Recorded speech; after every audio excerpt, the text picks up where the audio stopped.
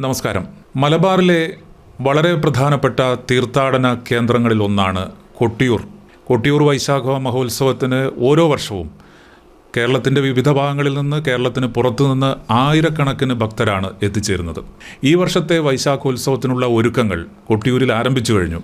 അത് ദേവസ്വം എന്നുള്ള നിലയിലും അതുപോലെ തന്നെ അവിടെ പ്രാഥമിക ആവശ്യങ്ങൾ എന്നുള്ള നിലയിലും അത് നിർവഹിക്കാനുള്ള കാര്യങ്ങൾ, ഈ നിലയിലെല്ലാം കൊട്ടിയൂരിൽ ഈ വർഷത്തെ ഉത്സവത്തിൻ്റെ ഒരുക്കങ്ങൾ പുരോഗമിക്കുകയാണ്. തുടങ്ങിയിട്ട് കുറച്ച് ദിവസങ്ങളായി. ഇപ്പോൾ അതിൻ്റെ പ്രാഥമിക നടപടികൾ നടന്നു വരികയാണ് ദേവസ്വം എന്നുള്ള നിലയിൽ. ഇപ്പോൾ ഏജനറ്റിൻ്റെ കൂടെ ഉള്ളത് ദേവസ്വത്തിൻ്റെ ചെയർമാൻ, കൊട്ടിയൂർ ദേവസ്വം ചെയർമാൻ ശ്രീ തിട്ടയിൽ നാരായണൻ നായരാണ്. അദ്ദേഹം ചാണപ്പാറയിൽ, കണിച്ചാർ ചാണപ്പാറയിലെ വസതിയിൽ ഇപ്പോൾ ഏജനറ്റ് ന്യൂസിനോട് സംസാരിക്കുകയാണ്. അപ്പോൾ ഈ ഉത്സവത്തിൻ്റെ ഒരുക്കങ്ങൾ ഏതാണ്ട് തുടങ്ങിയിട്ട് ദിവസങ്ങളായി. എന്താണ് നിലവിൽ ഇപ്പോൾ നടക്കുന്ന കാര്യങ്ങൾ എന്തൊക്കെയാണ്? പ്രക്കൂടത്തിൻ്റെ മുന്നോടിയായിട്ട് നമ്മൾ അക്കരെ പ്രവേശിക്കുമല്ലോ, അതിൻ്റെ മുന്നോടിയായിട്ട് നടത്തേണ്ട പ്രാഥമിക പരിപാടികളെല്ലാം ചെയ്തിട്ടുണ്ട്. അതുകൂടാതെ പാലത്തിൻ്റെ പണി തകൃതിയായി നടക്കുന്നുണ്ട്. ഏതാണ്ട് 3 കോടിയിൽ താഴെ വിലവിടുന്ന ഒരു പാലമാണ് ഇപ്പോൾ പണിയുന്നത്. അത് തൂണുകൾ കോൺക്രീറ്റിലും അല്ലാത്തത് ഇരുമ്പ് പൈപ്പിലും പണിയാണ്. അത് സിൽക്കിൻ്റെ പാലം, ഇങ്ങേപ്പുറത്തെ പാലമില്ലേ, അതുപോലത്തെ പാലമാണ്. അപ്പോൾ അത് പണിയും. അതിന് ചില സാങ്കേതിക പ്രശ്നങ്ങളുണ്ടായതിനെ തുടർന്നാണ് കുറച്ച് ദിവസത്തേക്ക് അത് നീട്ടിയേക്കേണ്ടി വന്നത്. അത് എങ്കിലും ഞങ്ങൾ പരമാവധി എല്ലാം പെട്ടെന്ന് നീക്കിയിട്ടുണ്ട്. പിന്നെ സ്റ്റാൻഡ്, അതായത് വണ്ടിയിടുന്ന സ്ഥലം സ്റ്റാൻഡ് ലേലം ചെയ്ത് നടന്നു കഴിഞ്ഞു. ഇപ്രാവശ്യം ഒരു 600-700 വണ്ടി ഇടാവുന്ന ഒരു പുതിയ സ്റ്റാൻഡ് ഇപ്പോൾ പണിതുകൊണ്ടിരിക്കുക. പിന്നെ ബാത്റൂം, 120 ബാത്റൂമിൻ്റെ പുതിയതായിട്ടൊരു പണി ഇപ്പോൾ തുടങ്ങിയിട്ടുണ്ട്. ഏതാണ്ട് 2 കോടി രൂപ വില പിടിക്കുന്ന പണിയാണ് നടക്കുന്നത്.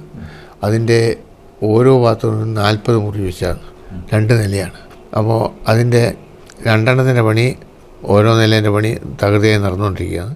പിന്നെ സർക്കാരിൻ്റെ ഭാഗത്ത് നിന്ന് ചില സംവിധാനങ്ങൾ ചെയ്തു തരാമെന്ന് പറഞ്ഞിരുന്നെങ്കിലും ഒരു സംവിധാനങ്ങളും ചെയ്തു തന്നിട്ടില്ല.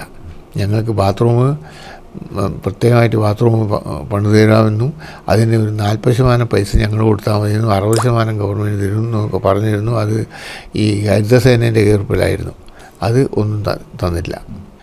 ഗവൺമെൻറ്റിൻ്റെ ഭാഗത്തു നിന്ന് യാതൊരു തരത്തിലെ ആനുകൂല്യങ്ങളില്ല എന്ന് മാത്രമല്ല, പരമാവധി രോഗങ്ങളിലും അവർ ചെയ്യും. അവർ ഒരു കാര്യം ചെയ്യാൻ ഉദ്ദേശിക്കുന്നതൊക്കെ, നമ്മളെ കഴിഞ്ഞ പ്രാവശ്യം പുഴയിൽ 2 പേര് ഒലിച്ചുപോയി. 2 പേര് ഒലിച്ചുപോയി. ഞങ്ങൾ 2 ലക്ഷം രൂപ വെച്ചിട്ട് അവർക്ക് കൊടുത്തിരുന്നു. എന്നാൽ സാധാരണ നമുക്കറിയാം, ആൾക്കാർ ഒലിച്ചു പോകുന്നത് വർഷത്തിലാണ്. വെള്ളപ്പൊക്ക ദുരിതാശ്വാസ നിധി എന്ന് പറഞ്ഞ സർക്കാരിന് പ്രത്യേക നിധിയുണ്ട്, കേന്ദ്ര ഗവൺമെൻറ് കൊടുക്കുന്ന പൈസയാണ്. എന്നാൽ ഈ പാവപ്പെട്ട കുടുംബത്തിന് അവർക്ക് ഒരു സിംഗിൾ പൈസ പോലും കൊടുക്കാൻ ഗവൺമെൻറ് തയ്യാറായില്ല എന്നുള്ള. ഓരോ ദിവസവും ഇപ്പോൾ കഴിഞ്ഞ വർഷത്തെ ഉത്സവത്തിൻ്റെയൊക്കെ അനുഭവം നമ്മുടെ മുമ്പിലുണ്ട്. ഓരോ ദിവസവും 10,000-കണക്കിന് ആളുകൾ വന്നു പോവുകയാണ്. അതിനനുസരിച്ച് വാഹനങ്ങളും വരുന്നു. പക്ഷേ കൊട്ടിയൂർ ഏതാണ്ട് കേളകം തൊട്ട് കൊട്ടിയൂർ വരെ എത്തിച്ചേരണമെങ്കിൽ കടുത്ത പ്രയാസമാണ് ഭക്തർ സഞ്ചരിക്കുന്ന വാഹനങ്ങൾക്ക് അനുഭവിക്കേണ്ടി വന്നത്.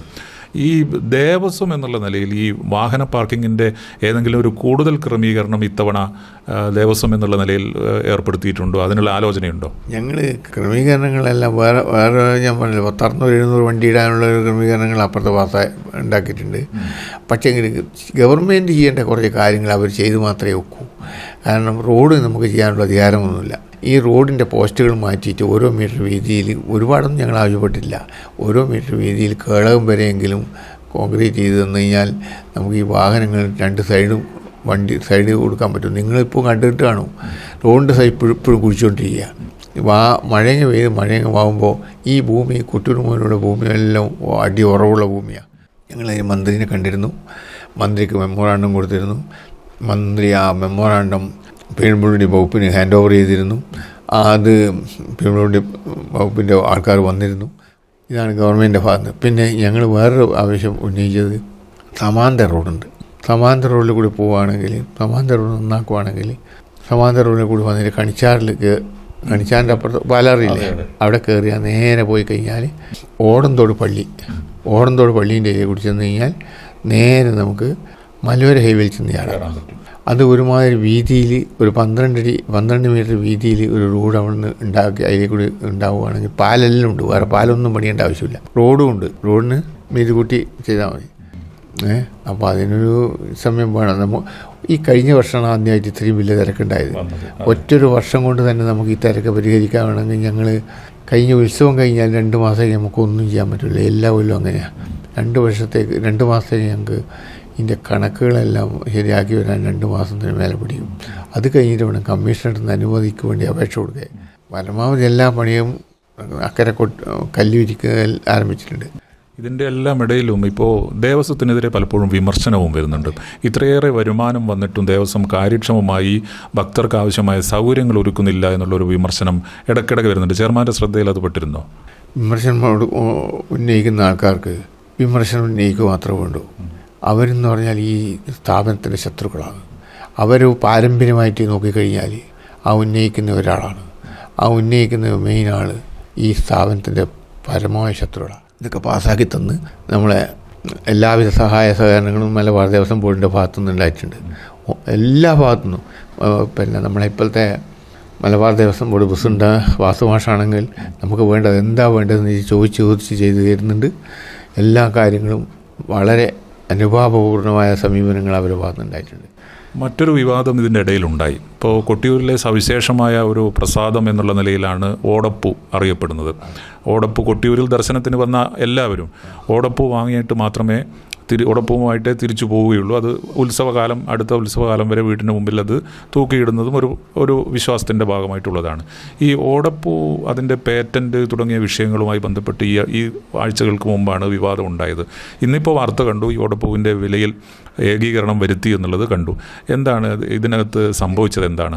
ഞങ്ങൾ ഈ ഒരുപാട് കംപ്ലയിൻ്റ് ഉണ്ടായിരുന്നു നമ്മുടെ അടുത്ത്. കഴിഞ്ഞ പ്രാവശ്യം 500, 600, 1000 ഉറുപ്പ്യക്കൊക്കെ ഒരു ഓടപ്പൂ വിറ്റു. കഴിഞ്ഞ പ്രാവശ്യം വലിയ തിരക്കായിരുന്നല്ലോ. അങ്ങനെ വരുന്നവർക്ക് ഇതിനെപ്പറ്റിയൊന്നും അറിയില്ല. അതാണ് ഇത്. ഞങ്ങൾ മുമ്പേ തന്നെ പാറ്റൻ്റ് എടുത്തതാണ്. പാറ്റൻ്റ് ഉണ്ടായിരുന്ന കയ്യിൽ. നമ്മളെ കയ്യിൽ പാറ്റൻ്റ് ഉണ്ടെന്ന് വിചാരിച്ച് നാട്ടുകാർ ഒരുപാട് ആളെ ഉപജീവനം കൂടി ആയതുകൊണ്ട് അവർ ഉപയോഗിക്കണമെന്ന് ഒരു ആഗ്രഹമില്ല. പക്ഷേ കഴിഞ്ഞ വർഷം ഇവരിതൊരു ചൂഷണം ആക്കുകയും നിരവധി ആൾക്കാരെ പിഴിഞ്ഞ് പൈസ മേടിക്കുകയും ചെയ്തു. ദേവസ്വത്തിനെ കൊണ്ട് യാതൊരു ഗുണവും ഉണ്ടായിട്ടില്ല.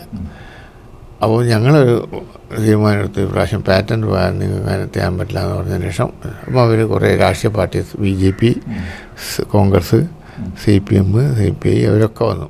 ഞങ്ങൾ പറഞ്ഞിട്ടുണ്ട്. ഇന്നൊരു വാർത്ത കണ്ടു, ഇതിൻ്റെ ഒരു വില ഏകീകരിച്ചു. എന്താണ് അങ്ങനെ ഒരു തീരുമാനം? അതെന്താണ് ഏകീകരിച്ച് രാഷ്ട്രീയ പാർട്ടി ഇരുന്നിട്ടാണ്. അവസാനമായി ഈ തവണത്തെ ഉത്സവത്തിൻ്റെ പ്രക്കൂഴം ചടങ്ങ് എപ്പോഴാണ്, എങ്ങനെയാണ് അതിൻ്റെ ഒരു? മെയ് 2-നാണ്. പ്രക്കൂഴം മെയ് 2-ന് ആരംഭിക്കും.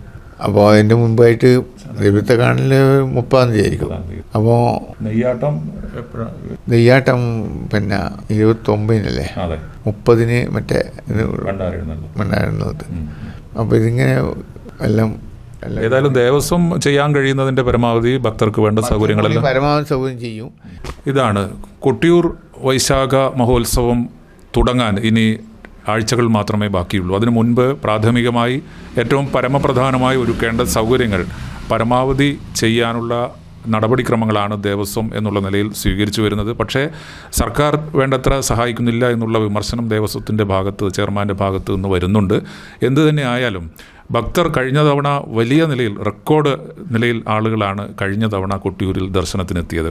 കേരളത്തിലെ എല്ലാ ജില്ലകളിൽ നിന്നും മാത്രമല്ല, കേരളത്തിന് പുറത്തു നിന്ന് കർണാടക, തമിഴ്നാട്, ആന്ധ്ര ഉൾപ്പെടെയുള്ള സംസ്ഥാനങ്ങളിൽ നിന്നുൾപ്പെടെ ആയിരക്കണക്കിന് ഭക്തരാണ് കഴിഞ്ഞ വർഷത്തെ ഉത്സവത്തിന് കൊട്ടിയൂരിൽ എത്തിച്ചേർന്നത്.